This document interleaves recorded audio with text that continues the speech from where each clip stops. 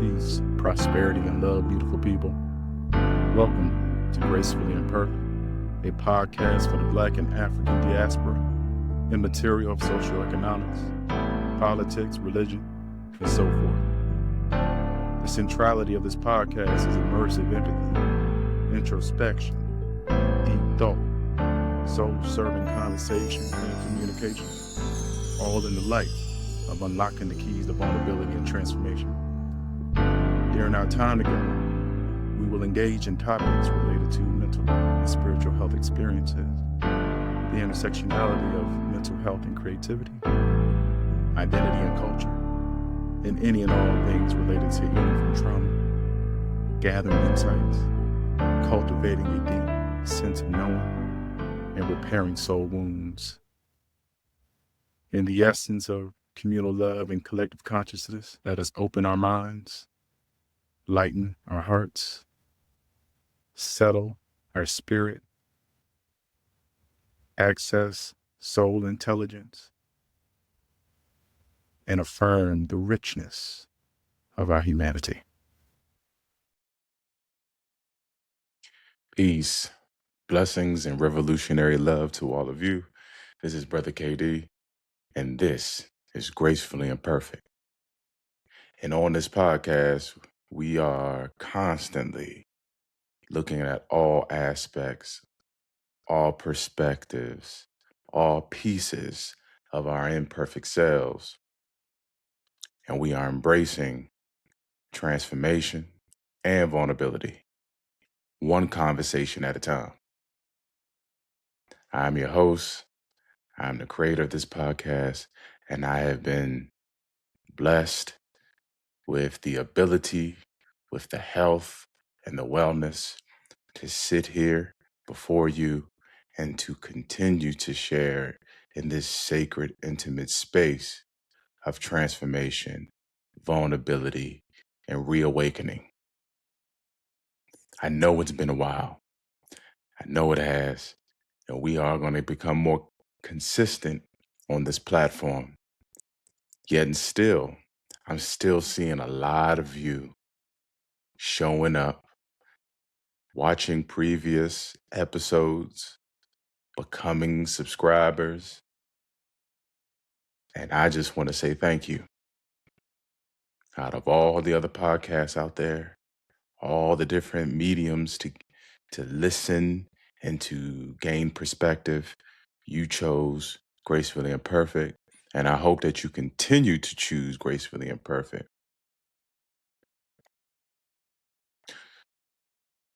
Gracefully Imperfect, for those who are new, is a concept that I developed about 6 years ago as I was going through a very tumultuous time in the military.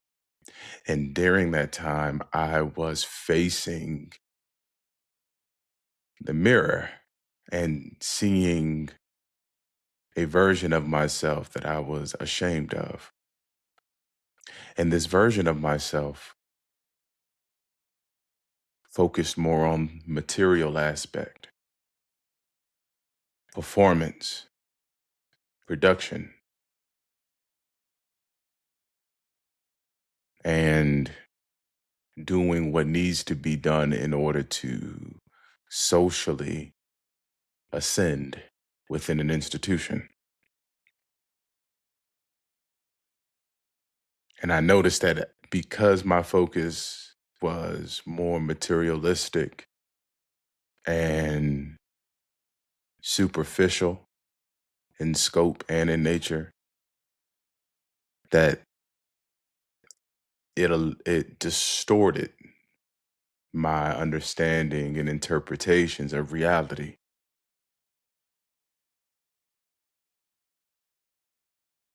And while I was in the military, I saw a lot of things. I've been a part of a lot of things that I'm not proud of, that I would consider dehumanizing and indignifying. And so that moral that moral component, that spiritual component, that humanistic component continue to touch the center of my core. I had to pay attention to it. And so, one of the ways of me documenting this transformation, this process of reckoning and awakening, was to create a podcast. Not because I wanted notoriety, not because I wanted to receive this lauded response or anything like that. I just wanted a medium that I could use in order to be honest and transparent to my children. Gracefully Imperfect started just as a continuing, enduring conversation with my children. So when they get on a when they become of age, they have this to reflect on, to listen to question. And then it became something more. I realized that through my vulnerability, it entices and inspires and excites other people to be vulnerable. I realized that this level and depth of vulnerability and transformation is something that needed to be shared. And so Gracefully Imperfect became more than just the name of the podcast. It became a philosophy, a paradigm, and a praxis to which I have written about through the Helpful Life magazine that I have injected in my social work education, and that eventually propelled the development of liberation social work, which is the framework that I developed in order for us to achieve Pan-African / Black power from a socio-cultural standpoint. So Gracefully Imperfect, for those who are new, those who trying to figure out what this is all about, it is still very much a love letter to my children. And it's also a love letter to the diaspora, to those who are languishing in silence and despair, who are hopeless, who are looking for community, but can't find where their people are. This is for the people of the diaspora who have went through so much trauma, adversity, and violence, and wonder if it's still worth seeing humanity as good, righteousness, and just. It is for those of us who are still affected by the intergenerational wounds of the Mayafa,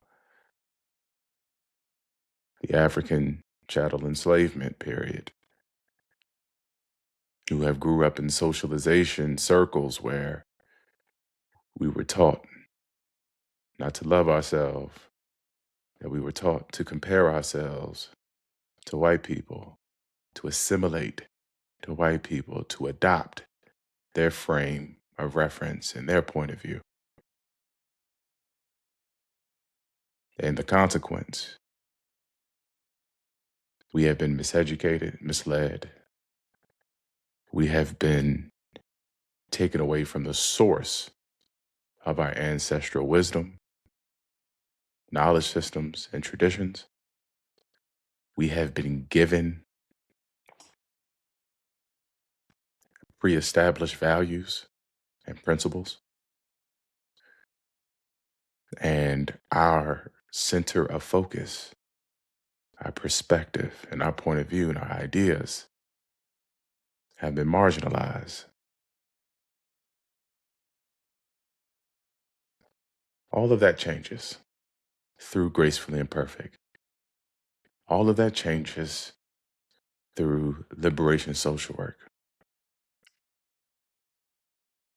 Because in this space, under this banner, within this framework and this approach, we champion the diversity of thought, of perception, of cultural systems, knowledge systems, etc.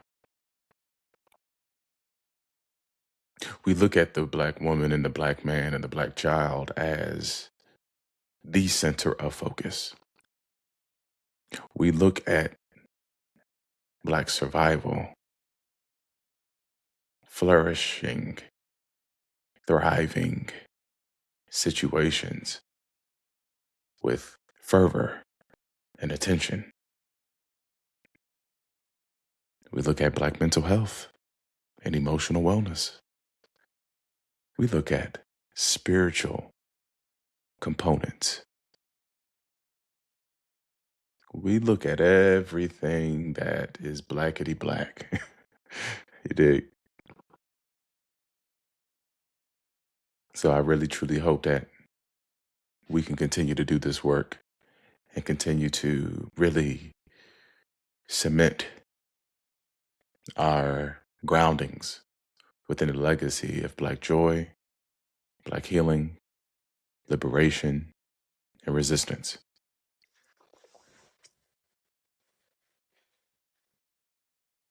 The last episode was titled Dear Firstborn, where I spoke at length of just how proud I am to be a father, how that has been a very challenging yet rewarding process. And I also spoke about how my firstborn, our oldest son, has showed me and demonstrated the lessons that I need to learn in order to continue to ascend and to continue to expand my consciousness.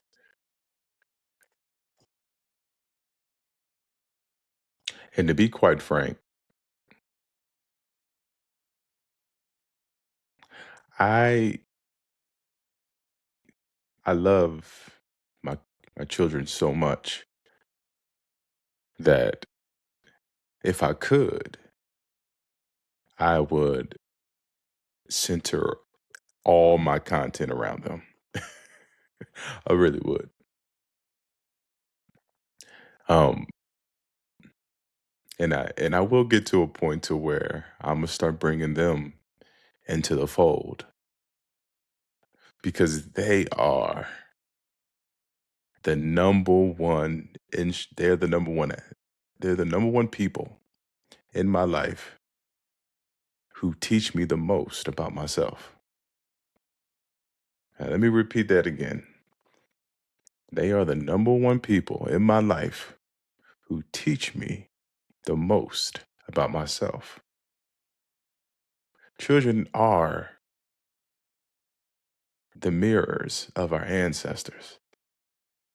They're the mirrors of the past, present, and future. The way that you show up with children, your children, other people's children, says a lot about the lessons that you're still learning, unfinished business from your past,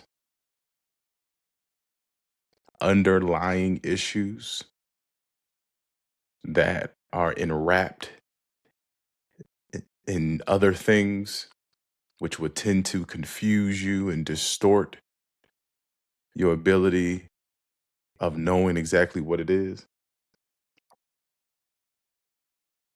And the conflict and struggles from within. They bring all of that out. And the more that they continue to bring that out, I know for me, I resisted it. I had a limited conception of the brilliance, spirituality, and intelligence of children. And so when things were coming out, shame, despair, condescension, all these things were coming out, and I didn't like it. Made me feel uncomfortable. Mm-mm. That can't be me. They brought that out of me. It was already within me.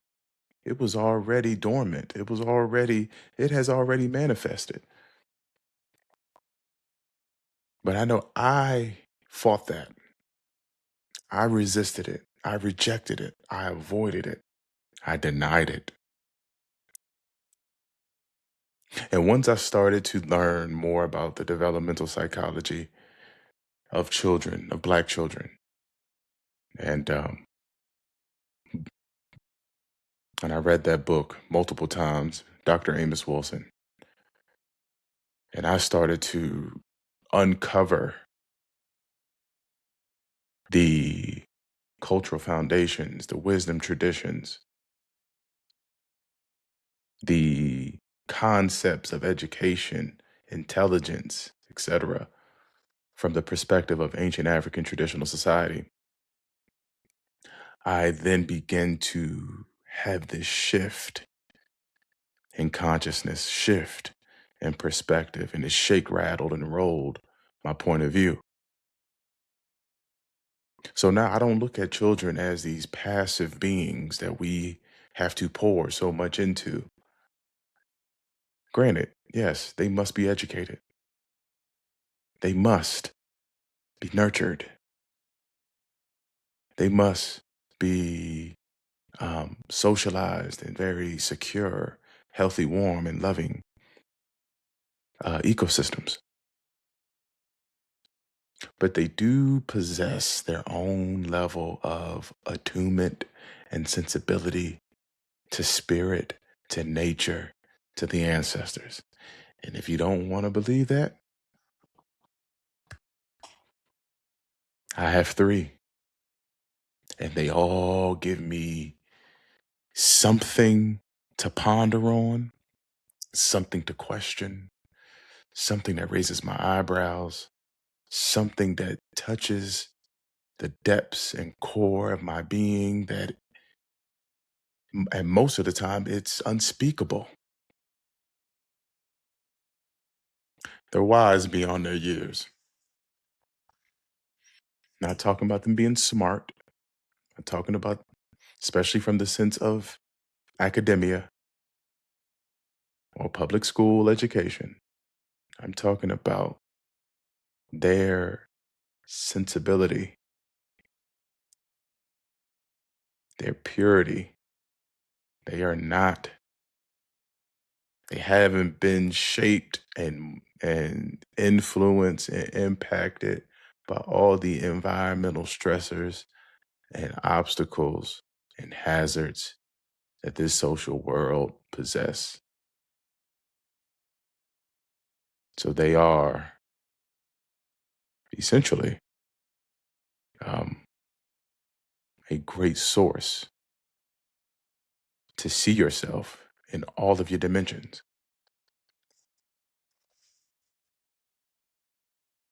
So my two youngest, got a 9-year-old, which is my girl, our girl, and a 3-year-old, our last baby, our boy. And now our girl is highly emotional, highly sensitive, a creative thinker. She champions the principle of artistic expression and creativity. She's constantly asking questions. Most of them are philosophical in nature because she's trying to understand the different dynamics of life. love, relationships, the bond between nature and humanity. She tries to understand more intimately the cosmos, the constellation of the stars, the relevance and significance of the sun. And she also is very dedicated in understanding the human condition. I cannot walk around with a frown on my face. Well, I can, but it's going to go noticed, and she is going to try to therapize me. And so my daughter continues to show up in ways that keeps me soft and tender. And she reminds me of the beauty and the power of self-love, of self-knowing, and embodied liberation. Our youngest, our last baby, he has a fighter spirit, and he is fun, and he is extremely intelligent. He's 3 years old now, but he's been speaking, he's been talking since he was 1. Anything that you introduce him to, he may not know it right off the bat, but all you got to do is show him one time or explain to him one time, and then he soaks it right on up. His cognitive faculties are incredible. His emotional intelligence is astounding. And his ability to analyze his environment and find ways, very creative too, and innovative ways to get what he wants without asking for help, without asking for assistance. But he will find ways to manipulate the environment to get what he's looking for or what he demands. And I love watching him do that, whether that is moving the 5-gallon water jug to the counter so he can lift up and go into the cabinet and pick out his favorite cookie, or him picking up these boxes that we have and walk around like he's a robot, or sit in it and pretend that he's in a sailboat or in a vehicle. It's phenomenal. And through his life, his very young, short life, I have learned patience. I've learned patience and stillness with my youngest, because he is very demanding and he knows exactly what he wants, when he wants it, and how he wants it. And we are teaching our children how to be expressive and vocal and be incredible self advocates for themselves and for others. And our youngest has picked up on that lesson very early. And so through that, as a father, as a husband, there's times where, I just want him to do exactly what I want him to do when I want him to do it. And he's always contending, contesting, resisting. And I love that spirit. It's a, don't get me wrong. I get frustrated. I get annoyed. I'm like, man, why can't you just make this easy? But we're instilling in them that spirit of being critical, of asking questions, of knowing what you want, naming what you want, defining what you want. In a sense, he is teaching me self-determination because I'm actually becoming more and more confident speaking my needs, my ideas, my concepts, naming my experience, claiming my experience, and expressing it in a manner that requires no approval or permission. So our last baby has a revolutionary spirit. His character is just remarkable. He's very loving, very kind, very expressive, very thoughtful. He's the type of baby that will grab your face and look you in your eye and say, "I love you too much." I've never knew love like this.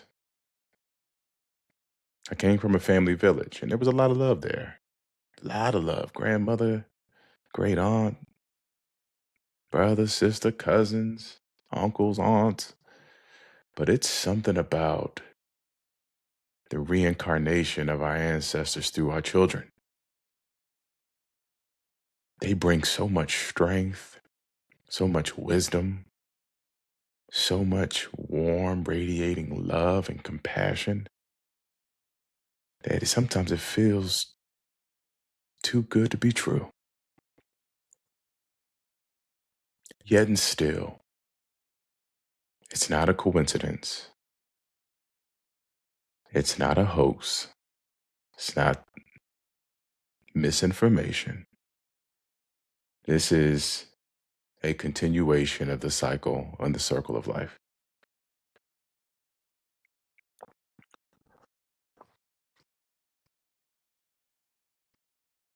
And so my children, gracefully imperfect, liberation, social work, it all intertwines. It's all complementary. And they all stem from an African-centered identity, sense of self, knowledge, and point of view / perspective. And in this great book, Know Thyself by Naeem Akbar, he writes that mental liberation requires that we locate ourselves on the timeline and map of human history, that we name and define ourselves, and that we rectify the problem of the loss of knowledge of self, wherein we are overwhelmed by other people's knowledge. And that definitional system right there of mental liberation is not only what my children embody and what they practice, but is also something that my wife and I, we two, we use as the centerpiece of our parenting, our homeschooling, the way that we interact with the children, the experiences and the opportunities that we afford our children, and also the ways in which that we create for ourselves, create with other people, using our skills, our talents, gifts, experience, expertise, and so forth. Lean into your mental liberation. Lean into it. Know more about yourself. Know more about your history, your ancestors, those who are part of your bloodline, and those who just share your ancestry or your origins. Learn a different language that's not English, French, Italian, German, etc.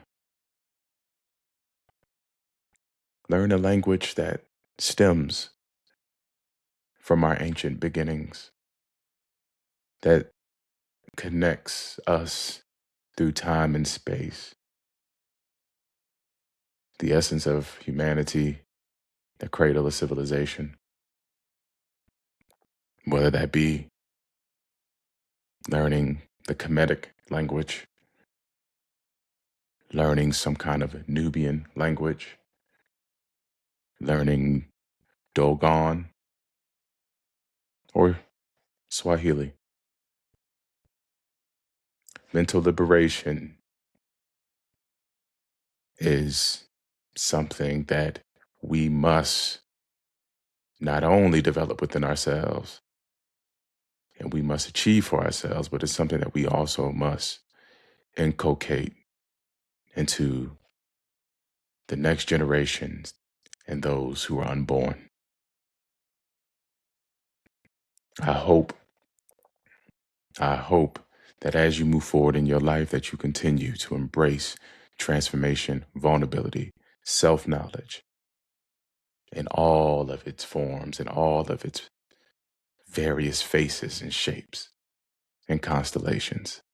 Be well, be blessed. Peace.